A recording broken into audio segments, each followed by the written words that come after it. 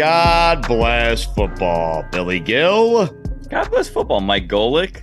God bless football, Mikey A. And God bless football to you, Stugotz. Well, thank you, Mikey A. We have a weekend ahead of us, Mike. We have a night. Oh, Mike, maybe the biggest football weekend of the year coming up on both Saturday and Sunday. How about that? Listen, you look for that because we've had some crappy ones, we've had some good ones, and we've had some that are supposed to be good that aren't as good. So you love when the matchups are supposedly good. Right out of the gate for the NFL, that morning game in Germany. How great is that? Was it Miami and Kansas City? And by then, I'll be back in Arizona. So that game will actually start, I think it's 7:30 in the morning. I get up and get NFL football.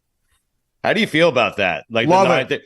Mike, it's one of the big games of the year. I think if you're a Kansas City Chief, you're not happy with it because you're being robbed of a home game at Arrowhead. If you're a Dolphin fan, you are happy because you get a neutral field.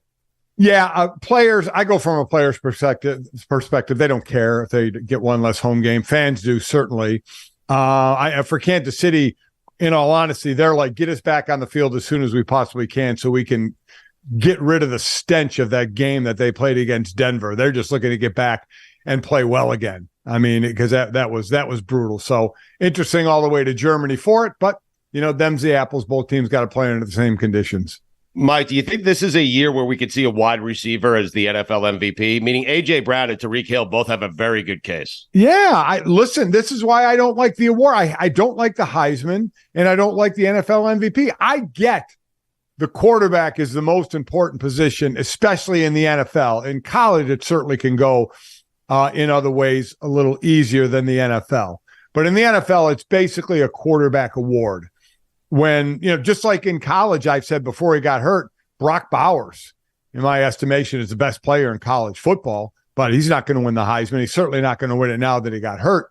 But in the NFL, I know it all revolves around the quarterback, and I understand that. But, man, there's some great play going on. A.J. Brown, the first player in history, 6 games, over 125 yards. Tyreek Hill, 1,000 yards already in 8 weeks. It's ridiculous how well they're doing. But as people on the quarterback side will say, well, they don't have all that unless the quarterback's throwing them the ball, which is true. I get it. But yes, I would love to see a non-quarterback win the MVP, but that seems to be relegated to offensive player of the year, that one of those two would probably win. I'm still amazed the Chiefs won a Super Bowl without Tyreek Hill. I know. Well, that just goes to show how, that Travis Kelce's a Hall of Famer, and you have, the best quarterback, in the game in Patrick Mahomes. So, Mike, we talked a couple of weeks ago about how you prefer your college football and professional football viewing, and you and I both agreed we just want games in every time slot. Yeah. This weekend, you have multiple games in every time slot on Saturday and Sunday. So I'm just going to reel off some of the big games for the weekend here, and you give us your thoughts on that, okay? Okay, yep. All right, let's start. It's a noon kickoff, and now most people are going to make fun of me saying this is not a big game, but it is, because Rutgers is sneaky good. I'm not certain how good Ohio State is. The game is in New Jersey. It's at Rutgers. Rutgers kept it close with Michigan in Ann Arbor, and then Michigan pulled away at the end there. So let's start there, Mike. Ohio State at Rutgers. So I like this match because Rutgers has a tough defense. They're sitting at 6-2. They're playing well. Now, I don't think they're going to win this game, but they're playing teams tough. And so when you think you're getting a walkover opponent, sometimes you let up a little bit. I hope nobody thinks this about Rutgers for Ohio State, because Ohio State has started out slow. Ohio State is not the dominant force we have been used to, and a lot of that is having a new quarterback. But you have the best wide receiver in the game in Marvin Harrison Jr. It's ridiculous. Yes. How good he is. They're the reason he and the tight end Stover, they won that Penn State game, and the fact that Penn State can't throw a vertical pass. But I don't see Ohio State losing, but I do think this will, and the spread's 18.5. I think that's a lot. That's a lot for this Rutgers team that I think is pretty good. So I don't see an upset, though. All right, let's go to Kansas State and Texas. The game is at Texas. Texas got a big break because Oklahoma lost last week. They were waiting for that loss. But, Mike, we were all waiting for that loss, expecting that loss, because that's what Oklahoma does. But this is a big game here. Kansas State, sneaky good team. They're at Texas. What are your thoughts here? So Kansas State and Kansas both just jumped into the top 25. Amazing. So, I mean, it's you got to love that, right? Yes. And Texas, without Quinn Ewers last week, you get the kid coming in, the big backup quarterback that came in and played through pretty well, but he's not gonna put the team on his shoulders, and when they have to win with the running attack and their defense. And again, just like we talked about with Rutgers, Kansas State is 6-2, and as I mentioned, just ranked now, sitting at, I think, right at 25. I would be surprised. I think this is Texas's best shot in a while, because it's going to come back to Texas and Oklahoma for the Big 12 title, like probably Washington and Oregon for the Pac-12 title. So they'll get to play that again to see who's going to be in position to go. I would be surprised this year, because that's what we wait for in both the Pac-12 and the Big 12, is one of the teams that we say is really good to screw it up, right? I don't think Texas does that this year. I think they are going to be able to state their case by having the one loss as they go into the Big 12 championship game. Let's go to the Pac-12. This is an interesting game. USC, their defense is dreadful. Horrible. Washington, they keep winning, but they're not impressive while winning. But Washington at USC this weekend. What do you think? I think USC's defense is just so bad. And Washington, so bad. I picked Washington at the beginning of the year to be one of the Final Four, and I'll still hold that, because I think they'll end up against Oregon in the Pac-12 title game. Quite honestly, Oregon may be playing better than them right now. They are just on fire right now. I don't trust USC at all anymore. Not with that offense. I mean, not with that defense, and the way Michael Penix Jr. can throw the ball and that offense for Washington. And Caleb Williams has struggled the last couple of games, right? Ever since from the Notre Dame game on. That offensive. Now, they put up a lot last week, and a 1-point win for them. So we know they're capable of scoring a lot, but their defense is just not capable of stopping a team very well. So that's their big letdown. And you're going to start to wonder about, are you going to start getting some grumbling out in USC because of the expectations? Even Lincoln Riley said, hey, maybe after last year, people's expectations were a little too high for us, and because they have seriously come down to earth. Mike, he's got the same record as Clay Helton had through this many games. He does. And we know the buildup that was before this. And now, Caleb Williams is going to be, I don't care what anybody says, if he's going to be number one pick in the draft, he's leaving. He's not coming back. Right. So, I mean, they're in for some changes. The final game of interest, I should say, to many, many fans is LSU and Alabama. Yeah. What a great game. You get it on a Saturday night in Tuscaloosa. LSU, Mike, if they were undefeated, Jaden Daniels would be the leader for the Heisman Trophy. He's played that well, but I still think Alabama wins the game. I don't trust LSU on defense. I don't either. They can certainly give up their share of points. What they gave up, 55 to Ole Miss, 39 to Missouri, 31 to Arkansas. So they can give up some points. Now, it's not like Alabama is a juggernaut on offense either. I mean, this is kind of a rarity where you don't really have a throwing quarterback. It's interesting. Tommy Rees left Notre Dame, where last year they didn't have a throwing quarterback, and he goes to Alabama. We think, wow, this is fantastic. And they don't have a throwing quarterback. They have to do it with the running game and with the defense. Alabama is just sitting there under the radar the way Nick Saban loves it. No rat poison, as he would put it out there with the media. And they can just keep going and doing what they're doing, stay ranked in the top 10 somewhere. It doesn't matter, because if they make the SEC championship game and they beat Georgia, they're in the playoffs. That's amazing. Just how it's going to be with Alabama. So As we talk about who the Big 12, can Texas do it, or Oklahoma, Washington, Oregon, Florida State, if they win out in the ACC, the weakest of the Power Five this year, they're going to be in. But there's just Alabama, just kind of right under the surface. Yeah, we'll just do our thing. Oh, we're in the SEC championship game against Georgia. What do you know? Oh, we won that one. Oh, what do you know? We're in the playoffs again. I mean, just incredible. It's Saban's finest coaching job. He has convinced the country there's some sort of lovable underdog. I know. Isn't that amazing? It's incredible. No, his finest coaching jobs are all the years that he's undefeated and he's going through everyone without it being a competition. I'm saying convincing everyone that they're a lovable underdog is more impressive than winning all those national championships. Yeah. Oh, man. Yeah, because it's such a rare position for him to be in, like he is this year. Right. Mike, if that played out, if it was Alabama versus an undefeated Georgia team and Alabama wins a close game, are both teams getting in? Well, it depends if they're, I'll say this right now.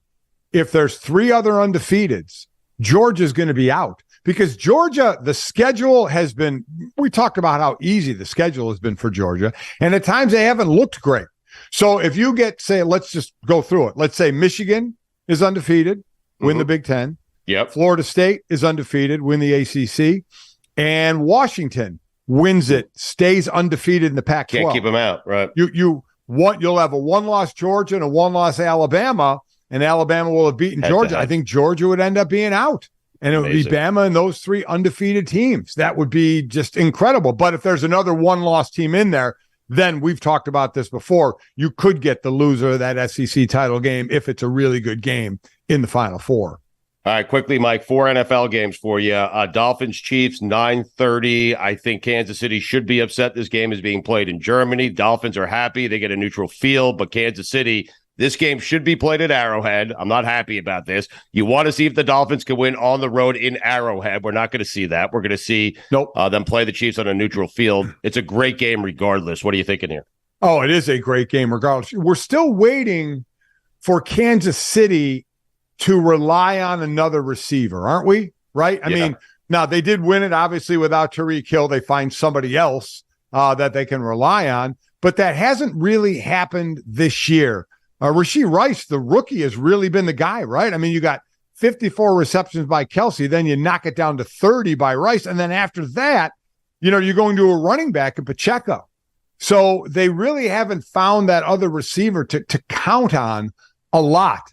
And so we'll have to see if players start to step up more. Kelsey is Kelsey. He's going to have great games. He's going to have off games occasionally, but for the most part, he's the Hall of Famer. And then the defense needs to step up as well. That's the test against this Miami offense, which just can throw a swing pass to a hitch, to a slant, to a go ball, and any one of those routes can get you a touchdown with the speed on that team. Holy shit, what a weekend. Eagles and Cowboys. Oh, my gosh. I know. Listen, the Cowboys, you're trying to find out, okay, which team are they, right? Are they the team that just absolutely has played incredibly well at times, or times that looked horrible, right? Against bad teams, too, right. Again, but still, I mean, what they have been able to do, and I think that's what people are wondering. What team is this? Is it a team that smokes the Rams? Is it a team that gets smoked by the 49ers? I mean, who are they? I still like Philadelphia. You have to say Philadelphia is the best team in the NFL right now. Agreed. Yeah. And I agree. Like Sirianni said, their coach, Nick Sirianni, it's really 1st and 9, not 1st and 10. And boy, though they did try a play off of that. They tried to counter, they ran a counter run and easily got in the end zone. I still like the Eagles in this one. I like the Cowboys as a team to be in the upper echelon. I don't know if I trust them enough to start to let's talk about them as the top tier. That's fair. Sunday night, God, a doozy. Bills and Bengals.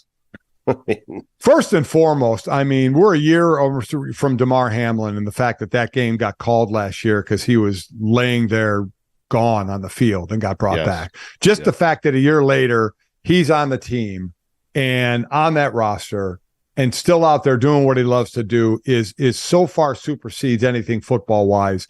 It's incredible. But then you get to the game. What you have now is what we thought we were going to see, a surging Cincinnati team, right? They're starting to look like, because after the first 2 losses, we were saying, Burrow used to that. His 4 years, he was 1-7 in his first 2 games over those years. But they kept not looking great. But now they are. Now that offense he's getting healthy, Mike. Yes. Yeah, he is getting healthy. They are starting to click right now. So it's tough for me to go against Cincinnati in this one. I really, really like the way they're playing right now. And the Bills, we see great out of them at times, and then we see absolute dreck out of them at times. So I trust Cincinnati more. All right, we got to wrap here in a minute, but the big game of the weekend, Mike, just when you're done with all that on Monday night, you get a little Jets and Chargers. The Jets fresh off the worst victory in the history of the NFL. Your thoughts, Mike?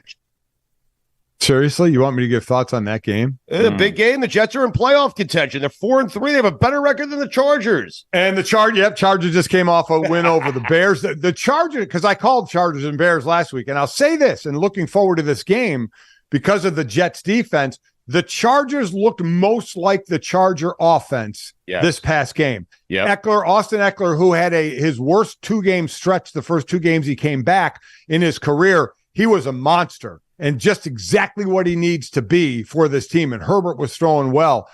This, I like the Charger offense now and what they're doing, and they seem to be kind of catching a little bit of fire, at least this last week. The Jets, what Zach Wilson's going to show up? I guess that's the biggest question to you. Right. I don't know. Yeah. I got to be honest. I don't know. No. Yeah. Austin, it's a big week for us. I root for you hard every week, except this one. Not this week. Okay. You're playing our Jets, Austin. Yeah, it is time. Monday Night Football. Primetime game, baby. I mean, can you guys play a regular game like Sunday, 4:00? Jesus, you're on every primetime game. I know. It's, it's a blessing and a curse. Blessing because, hey, means you're probably playing some exciting football or anticipated to. And then a curse because then I have to wait around all day to play, Right. So it is what it is, though. We'll take it. Exciting football he clearly wasn't watching on Sunday when the Jets played the Giants. Yeah. I did see it. Yeah, I did see it. You did? Well, I watched the recap. Yeah, I watched the recap. I watched the recap of all the games. How long was the recap for that game? Like 4 minutes? No, I mean, it wasn't much, but yeah, they show all the third downs and stuff like that. So, and now obviously I'll go back and watch it again too, just because we'll watch film on the previous opponents that they just played. So, hey, it's time. Monday Night Football. They got to bring it. Hey, they got a new opportunity, right? A new week for them. So, it'll be a good one. Nice little bounce back for you this week, Austin. You and Billy. Finally, huh? Yeah. Getting back on track, not just myself, but our team in general. Just hey, let's start getting in the right direction here. Let's knock one down. We got another one coming up against the Jets. Yeah, sorry, buddy. That's queuing up for number 2. That's our mindset. Right. Plus money for the charity, Billy, and your fantasy team. Exactly It was a big weekend for Austin. Most importantly, the charity. That account's been filled up a little bit, huh? Yes, absolutely. Got to get it going. Yeah, we're behind a little bit, so I need some 3-4 game touchdown games. That one felt good for you, though, huh? I mean, listen, absolutely. we talked about like losing to the Bears and what that might mean for your coach and the team and all that, but you guys won. You got yourself. Mike Golic was telling us earlier that's the best he's seen your offense play the entire year. Do you agree? In that circumstance, yes, absolutely. We were clicking, right? Got multiple guys involved. Got myself going again, which is always nice, obviously, for myself. But it was good to see the ball getting distributed, and other guys making plays that have had to step up for us because of injuries. Guys like, Parham, who, made a great play at halftime, got into the end zone.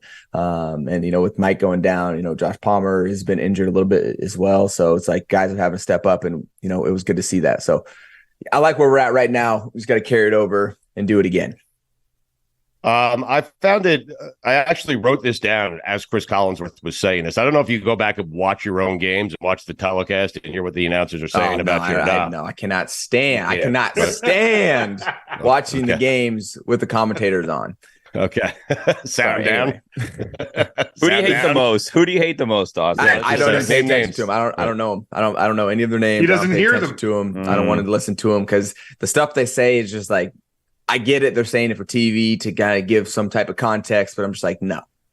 Right. No. But what if it's a former player? Because Keyshawn Johnson was talking to us about media criticism, and he laughs at it if it doesn't come from someone who's played football. And basically what he was saying is, hey, don't criticize me until you've gone across the middle and Steve Atwater is lining you up. Yes. I would say our former players are the ones that are the most tolerable. Where like they do a very good job. I think Tony Romo does a great job, and so does Greg Olsen calling games because they give the perspective that I'm like, yes, you can see the structure of the defense, you understand the scheme of what they're trying to do. That makes a lot of sense to me. Instead of just saying, oh, well, that didn't work, so they probably shouldn't do that anymore. Like, tell me why. Like, use the terminology, and then that's when I can really get respect instead of just using these general things that are like that's not exact. That's not no. But anyway, I digress because. All right, well, let me tell you before we blast Collinsworth, let me tell you what he was saying, okay? I'm not blasting Collinsworth. I'm just saying commentators in general. But anyway, I got to throw that out there. He's not an Iron Eagle guy, Stugotz. We got it. Yeah, because Collinsworth, I think he was complimenting you. He said that you looked desperate, that you were running the football desperately because your touchdown numbers were down. and they should continue to give you the ball. Do you agree with that? I don't know if desperate's the word. That's what he was saying. I'm telling you that's what he said. Okay. Right. That's why I'm asking the question. I found desperate was a little much for me. Yeah, I think it's a little much. I understand where he's going for, as far as the emotion that he's trying to put into it. Like, oh, this guy really wants it. Like, I mean, I've always wanted it. There's never been a time where I'm not like I don't need to go score touchdowns. Like, that's what I do. That's my reputation. That's what I built up. And so I guess desperate means to me, like, I have to or else kind of thing, and it's like, for me, like, I'm not thinking about or else. I'm just thinking I have to because I'm forward thinking, because that's what I'm expecting to do, not because if I don't, this is going to happen. Like, I need to do this because this is the expectation for Austin Ekeler. I'm not desperate, like, oh, something bad's going to happen to me if I don't. No, like, I'm forward looking. Desperate to me is kind of like a negative connotation on it.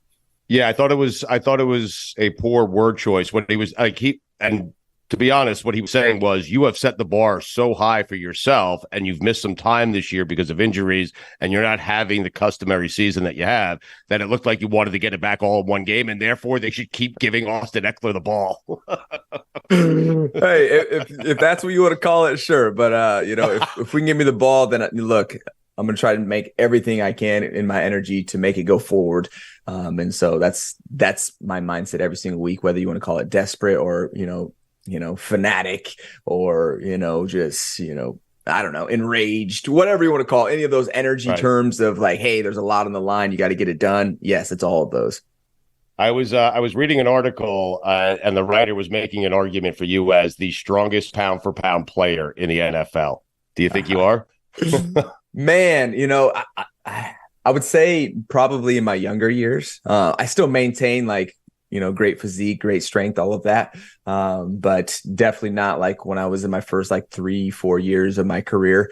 At this point now, it's a lot more maintenance. Like, I mean, we still squatted yesterday and have, 485 on the bar. And I did that for one rep. Like, that's where I'm at right now. And pound for pound, like I'm 195 pounds, so I'm not the biggest guy. But I like to call myself a squatty body. I love lower body days. And so, yeah, definitely up there. But like, we got some of these guys that are coming in that are flipping studs. And it was like, okay, I remember when I was, that age and had those fresh legs, I was definitely throwing around that type of weight. I would have finished with over 500 with the lift that we did yesterday, if it was earlier in my career. So yeah, I'm up there, but maybe not what I used to be. I'm wondering, the travel West Coast to East Coast, which you have to do this week because you play the Jets in their building. And apologies for that building. It stinks, okay? But no, it does. It's awful. Can you put that myth to rest? Like, is that difficult for players going West Coast, East Coast, different time zones? Is that hard for you? Is it tricky? Yes, but it depends on the circumstances. So when we play like the early game, that's a little bit different because now we're, playing at 9 a.m. our time or 10 a.m. our time, which we're not typically used to playing at that time. And then I think it's the other way around for the East Coast teams coming to our side, to the West Coast for night games, right? Where now they're playing 11, 12 o'clock, they're playing at midnight. They're sleeping usually during this time. So I definitely think that has an effect on it. More so on them coming here and doing primetime games, but now we're going there and we're doing a primetime game. So it's going to be, 3 o'clock our time. So that doesn't really affect us as much in that capacity. But I know these international games now, I think there's someone playing in Germany. Now I think who knows what that time's change is. Yeah. That's 12 hours for us, 13 hours. It's only the biggest game of the year, the regular season, Dolphins Chiefs. Right. They put it in Germany. Right. So that I'm not a fan of as far as time change, but we'll deal with it. There's things where you just got to suck it up. You got to suck it up. One of those things is weather. It doesn't matter. You got to suck it up. Time zones, another one. You got to suck it up. You got to go play through it. It doesn't matter if they're tired. No one cares. The show must go on. Austin, do you watch other sports or not really? No. Okay, because I was going to ask, I don't know if you've heard about what's going on in the NBA. They're having this mid-season tournament. So I guess if your team is not good enough to win the NBA title, you could win this made-up mid-season tournament. There's a trophy. They have special designed courts. I was kind of curious as to what you think of a mid-season tournament in basketball and how you'd feel about it in the NFL. Interesting. Very interesting concept. Well, they also have like 92 games. So maybe they're like, hey, halfway through, let's try to make this thing, a little bit more exciting. Because I imagine there's some lull in the viewership during the middle of the season where like the excitement's kind of died off and you're kind of waiting for the playoffs. So it's a bogus tournament to engage viewers. Yes, exactly. To get them to come to your television. Yes. You have the excitement. Yeah, the season's starting. So peak viewership's probably high. And then we're in game 47. No one cares. The weird thing is, Austin, the first games I think start this week. So we're like 5 games into the season and the first round of the midseason tournament starts already. Right. And that's when I actually care. Austin's right. They should do this like 42 games in. I mean, right. Exactly. Interesting. So what do you win if you win? This money and this like trophy that's like that's not the Larry O'Brien trophy. Exactly. Yeah. That is super interesting.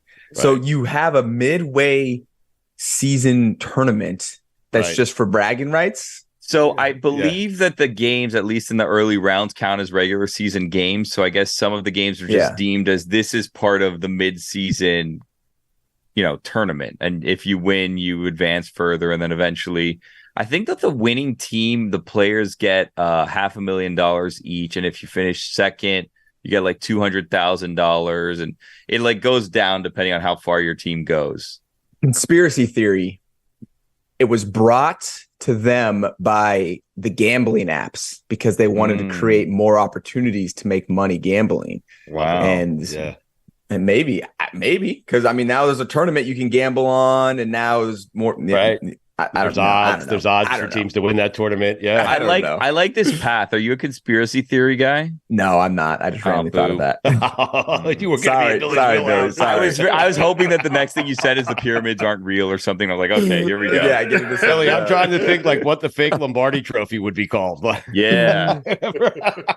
Interesting. Yeah, we'll see how it plays out. I think it's interesting. I like when the leagues try new things that are like promoting. So, like besides international games anyway, but is there anything that the NFL has done that like is gone now? So you won't get in trouble for saying it, but anything that they've done or like experimented with it, you're like, I could have done without that. Like that, I didn't like that. No, all we do is add games. So, well, you had like the color rush uniforms one year. We did have that. Add games and add continents. I mean, yeah, exactly. So, it's getting less fun. Like, we don't want to add more games. We're already going through this brutal gauntlet of games. Like, can we please stop? And then now you're putting these time zones on it. So I guess that's Austin, and this year there's the first Friday night game, which is very exciting. Yes. Oh boy. Yeah. Black Friday, Jets and Dolphins. Oh boy.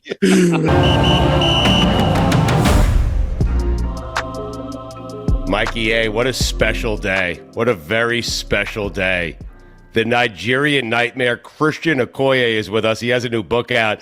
Mikey, you get the same feeling like when someone presented us Christian Okoye, it's the fastest I've ever said yes. You felt the same way, right? Absolutely. This man was responsible for so much happiness in my childhood playing Tecmo Bowl. Yeah. Because everybody else took Bo Jackson. Me? No, I took Christian Okoye. Right. Did you ever play yourself in Tecmo Bowl, Christian? One time I did. One time. Right. Yeah. You did? Only about maybe 4 or 5 years ago. Just one time. You were the most unstoppable force in the history of video games, man. I know. I hear that all the time, but NFL Films came and did a show about it, and they brought the game to me because I had never seen it, and they had me play it. We'll get to your book. We'll get to your book here in just a second. But Mikey A is wearing a Jets hat. You were giving him right before we came on, Christian. It wasn't very nice. I'm also a Jet fan who was not wearing a Jets hat. Why are you laughing at us? Like, what are you doing to us, Christian? They all turn around. Unfortunately, Rodgers he got injured before everything got started. But I was hoping for you guys to turn it around this year because I have lots of friends here in California who are Jets fans. And I want to see them happy. That's why I was wishing well for them. Okay. You did that with a little smile. You don't wish them well, Christian. It's okay. No one wishes the Jets well or their fan base. Nobody. As long as they don't play my Chiefs in the AFC championships, I'm okay. They won't, I promise. The Nigerian Nightmare, My Journey Out of Africa to the Kansas City Chiefs and Beyond. Why'd you write the book, Christian?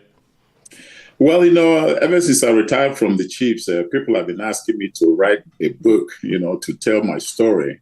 And I've been kind of, standing back and resisting a little bit. But I decided 6 years ago to start looking into it.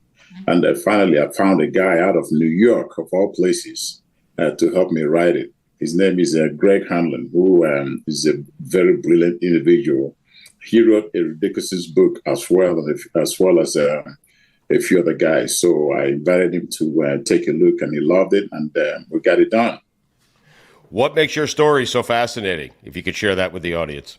Well, it's just the way in the book, I told the story about how I grew up in Nigeria, went through a civil war in Nigeria, and growing up as a poor kid, and how I transitioned from track and field, which I was originally participating in, hoping to be in the Olympics. And then when I found that I couldn't go to the Olympics because I was left out of the list from the Nigerian team, I decided to play football, which I didn't like at all. Wait a second. Wait, you didn't like football when you first started playing it? I hated football. What? I hated football because when I started playing football, football is not like a game where Nigerians wake up in the morning and they say, oh, let's go play football. It's soccer. We played soccer.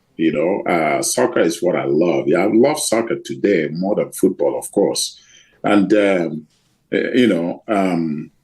so when I started playing, it was very strange for me. I didn't like it. And my friends are the ones who kept me in it. Messi's a bit overrated, right? Yeah. Oh, man. People keep saying that Messi is the best soccer player in the world. Yeah. That kind of offends me a little bit because I thought Pele was, but I love Messi. Agreed. Yep. Yeah. Pele is the greatest soccer player of all time. Steve Jungle's second, Shep Messing third. That's my top three. Shep. There you go. Thank you. Billy is my co-host and our executive producer is here, and he's a big track star. Now, he found track to be boring. You find football to be boring, but we have a couple of track stars, mixing it up here. Billy, talk to him about your track star resume. Well, Christian, I don't consider myself a track star. I was a pole vaulter, and you were a discus thrower. But I found track meets to actually be kind of boring if you were to go and sit there through it, just because they're so long. And the fact that, like, the higher up you get, it's not a one-day thing. It's not like a football game. Football game, like, it could be boring, but you're done in, like, 2.5, 3 hours, right? Where a track meet is, like, an entire weekend, and then you're waiting to reset between the races. I found it incredibly boring. I loved doing it. I couldn't watch it. It was too long for me. Well, I think the track is, to me, it's kind of fun because I had great friends. I made great friends in track and field. That's why it was fun for me. Those boring times that you're talking about are the times when you spend time with your family, with your friends. Yeah. And coming from Nigeria, all my Nigerian friends that came to Azusa Pacific and went to school with me, we hung out. And you're right. It's track meets are like maybe 2, 3, 4 days sometimes. But we just enjoy it. Football, I don't think football is boring. It's just one of those things where I was never used to playing football. The sport that I think is boring is baseball. Oh wow! couple of games not for you, huh? Couple of game sevens this week, Christian. Every time I go to a baseball game, I end up just hanging out in the back room and chatting with people and stuff like that. But sometimes, once in a while, it becomes exciting. Like one time I went to a Dodger game and, I keep telling my friends, let's get out of here. They said, no. This is only the 6th inning or something like that. And the Dodgers came back and won. And it was the last hit that won them the game. I can't remember who they played against. And everybody was just going crazy. The Reds, and, probably. I joined in celebration. So, it's that part of it is fun. But correct me if I'm wrong. The first time you watched an American football game, you were bored by it, correct? Well, the first time I watched a football game, a friend of mine, Innocent Ebunike, he from Nigeria, he says, let's go watch a football game. I got excited. I thought he was talking about soccer, So we got out there. These guys, came out to warm up. And I said, man, these guys are huge. He said, no, they're wearing pads. I said, what do you mean they're wearing pads? He said, just watch. And they practiced, warmed up, and the game started, right? And they got in a circle over here and a circle over there, and it seemed like they're talking to each other, and then they line up and hit each other, and the whistle blows. It stops. So it's not like ongoing like soccer. Christian, you're one of the most violent runners I have ever seen, and you know that, okay? You were a physical runner. Mikey A is shaking his head in agreement. It's you and Earl Campbell. I can't even think of it. Marion Barber, maybe, okay? But you thought the game was too physical. It hurt you too much when you first started playing, right? Yeah. Well, I learned quickly. I thought maybe if I just commit to being violent, more violent than those who were coming to tackle me, that's the way I can play this game. So I decided to be that way because I was big, I was fast, I was strong, and I can't let little guys intimidate me. So I decided to be that type of football player. The Nigerian Nightmare, my journey out of Africa to the Kansas City Chiefs and beyond. Christian Okoye, one of the greats, is with us. Very excited to talk to him. Christian, how does your body feel today? In pain. Yeah? In pain, yeah. What hurts you the most right now? Oh, gosh, my back right now. Right. When I sit down, it takes a few minutes to stand up and start walking right now. But, you got to live life the way you're served. Football, I had 12 surgeries during and after football. So 3 back surgeries, 3 knee surgeries, shoulders, and so on and so forth. So, but it's one of those things. Is there anything you miss about the NFL? Yes, I miss plenty. I miss the money. Right. The dishing out right now, they're paying a ridiculous amount of money to guys. And but not the running backs, Christian, Not to running backs. Even the money running backs are refusing is way more than what I made when I played. Right. You see? So guys are making in one game what I made in my whole career. Right. Can you imagine? In one game. Yeah. So the money today is good, and I don't miss the violence part of it, because I don't like my bones cracked in having surgeries in here and there. But I miss my friends. I miss my teammates. I miss, just going to different cities and meeting all kinds of people and so on and so forth. I've spoken to so many NFL players over the years, and Jason Taylor really comes to mind, where he tells us all the things he had to go through Monday through Saturday to get himself back to being able to play on Sundays. And I ask him all the time, if you had to do it over again, would you do it differently? And he says, no, I'd do it exactly the same. So I'll ask you, if you had to do it over again, would you do it exactly the same? I will do the same thing. I agree with him because, playing in the NFL is like you are one in a million. Many kids, many star players in college want to be in the NFL. Most of them they don't get to. And you're one of the chosen ones to play in the NFL. So it's one of those things that when you think about it, you thank God that you were chosen to be in that position. Christian, you were absolutely a bruiser on the field, but was there somebody that hit you hard that you remember? Who was the guy that hit you the hardest? Yes, we went to Chicago one time and playing the Bears, of course. And I remember this play. It was a 3rd and 1. We're trying to make a first down. And of course, we had a 1-back set in the backfield. I was the back in the backfield. No blocker in front of me. And I got the ball. I was sprinting to my left side, running as hard as I could. And here comes Richard Dent.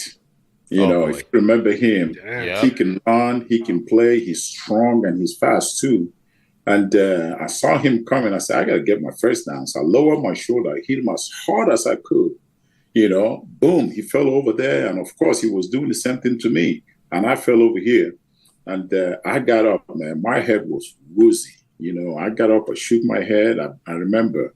And then I was told that I was walking to the huddle and Richard was following me because he was also knocked out.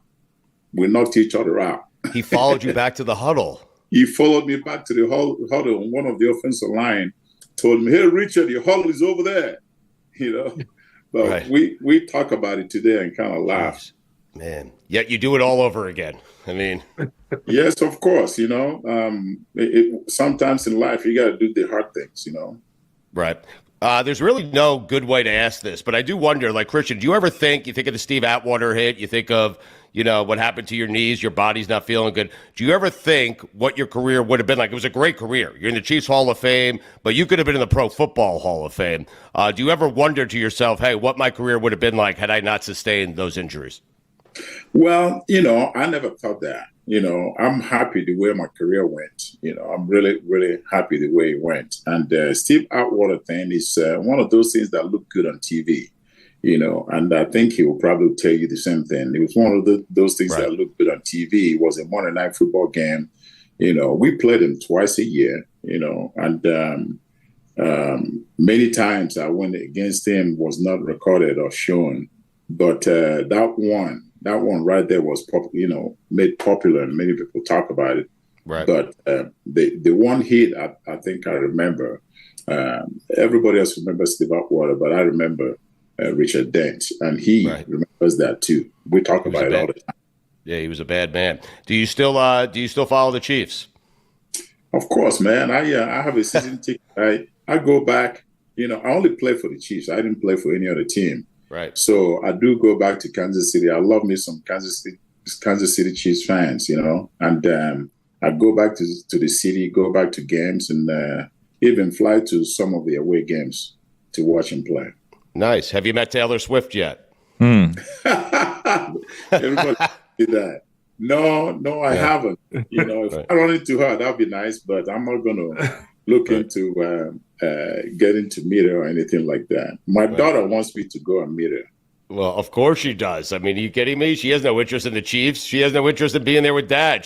Dad is a bridge to Taylor Swift. Make it happen, Christian. I know. You're a little annoyed by it, though, right? It's like too much already. Kelsey, Swift, enough. Get over yourselves. I tell you what, I'm just thinking. I was thinking this morning when I looking at some pictures and some statements people are making. If you're annoyed by it, you're envious. Just let it go. It's life. It's Kelsey's life and it's her life.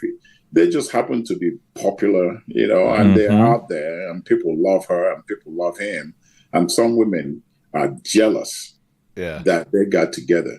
Yeah. You're speaking to me, right? Like, you're speaking right through my soul, man. It hurts too. Like, it hurts. It hurts the way you hurt Richard Dent. I mean,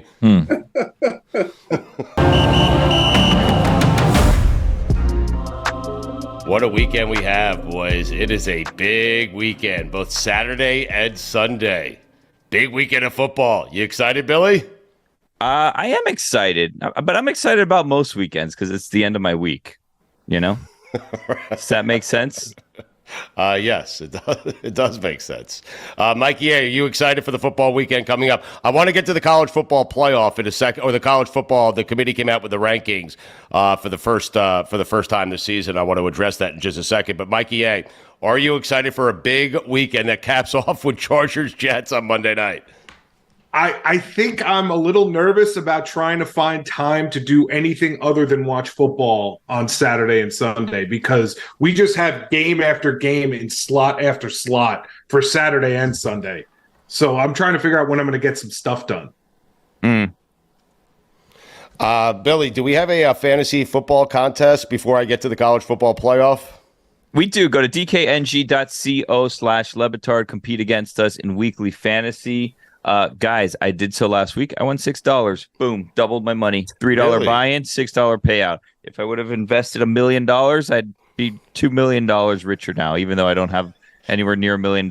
So I'd go deeply into debt on that gamble that my fantasy football team would win. And then since it's a $3 buy-in, I guess I'd have to get 333,000 entries to use my $1 million. And then if I did the same thing, I'd split it with 333,000 versions of myself.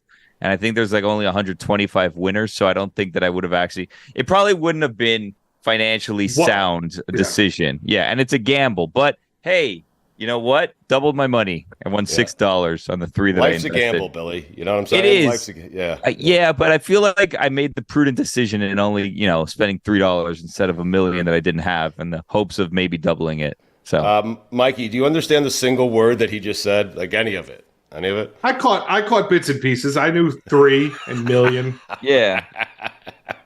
Bits and pieces. Is that what you caught? Really? Yes. Yeah. How'd you guys feel about the college football committee? Because for the life of me, I have no idea how your job is to sit around and watch college football for the entire season and then determine who makes the playoffs and not realize that Michigan, A, has not played anybody yet. They will. They'll play Ohio State coming up, so they'll have a chance to prove themselves. But Washington, who's on the outside looking in, has the best. Now, I know the last 2 victories have not been that impressive, but they've been victories. And they have the most impressive victory of anyone in that top 6. They beat Oregon, who's sitting at number 6. How Washington is not in the college football playoff, to me, over Michigan is absurd. You're a silly boy. You're falling Why? for their tricks because this doesn't actually matter. They have like 6-7 weeks to change this. You just put whoever wherever, and there's going to be movement. It doesn't matter where the teams are now. Are you saying, and you're an expert in this field, are they intentionally trying to piss me off? Is that what they're doing? Yeah, you're talking about it. If you would have put everyone exactly where they go on the first one, then there's no movement the rest of the season. Obviously, teams will play each other. Some will win, some will lose. So there's going to naturally be movement. But you always got to throw in a wrinkle or two on the first one because then it keeps people interested, keeps people talking. You know what I want to won? I fell for it, Billy. That's what you're saying. Hook, line, and sinker. Hook, line, and sinker. You know what I'm wondering, and I've always kind of wondered, and maybe we could talk to one of these people, but I don't think I actually want to, so I'm kind of cautious in actually telling you this. I wonder what it feels like being an AP voter this week and for the rest of the season because it doesn't really matter what you think. So why go through the hoops and the bells and whistles for the rest of the season? Just send in an empty ballot. Right. Be like, this too time consuming. I don't want to watch these games. I don't want to think about it. What I say doesn't actually matter from here on out. So I did your work for the first 9 weeks or so of the season. I'm done. I wonder, does the committee weigh the AP poll at all? Do they? No, they think they're better than the AP poll. The committee does what the committee wants to do, right? That's it. Yes, so you're right. Right. Let's get someone from the Associated Press who has to fill out these meaningless polls every week and ask how he's doing it, how she's doing it, if they're doing it, if they're passing it along to their kids or they're sending it in blank. I mean, I'm with you, Billy. James Madison, #1, send. I'm with you. I would do that. Hold on. Air Force, guys. Air Force. Come on. All right. We respect the military on this show. Yeah. You're right. TYFYS. TYFS. So the Duke's at #2. Yeah. I fell for it, Billy. I can't believe I fell for it. You're 100% right. I'm sorry about that for you because you look like a fool. Thank you, Billy. I've been doing this for 30 years, and I fell for the oldest trick in the book. The oldest trick in the book. And you finally look like a fool. Your It's the first time for everything, Mike. There's no spots on your record until this moment right here. Until this moment. Now you're the fool. They got me. Damn committee. I'm still outraged by it. It's weird. Football's in Germany, huh? Yeah, Dolphins Chiefs. Billy, you excited? This is a big one. Big one for the Dolphins, Billy. I am a little bit because I've railed against these European games, but now, you know what? I get the Dolphins game out of the way by noon, and then I can, if I have, chores or whatever that I need to do, I can kind of do it and just have the red zone on in the background the rest of the day. And you don't have to go to Arrowhead. Yeah, I may like this. I may like this 9:30 thing. Well, Billy, I'll tell you what, for you, because I know you could skip the 1 o'clock slate and then you'll get back for like Cowboys and Eagles. You can enjoy your day. You're right. From like noon till 4:30, you are free. Then Cowboys, Eagles, Bengals, Bills. You have those games later in the afternoon and at night. I may have a barbecue. Really? We'll see. After the game. Yeah. The Chiefs after game. the game. Yeah, I'm not going to barbecue meat at 9:30 in the morning. You crazy? I'm sorry.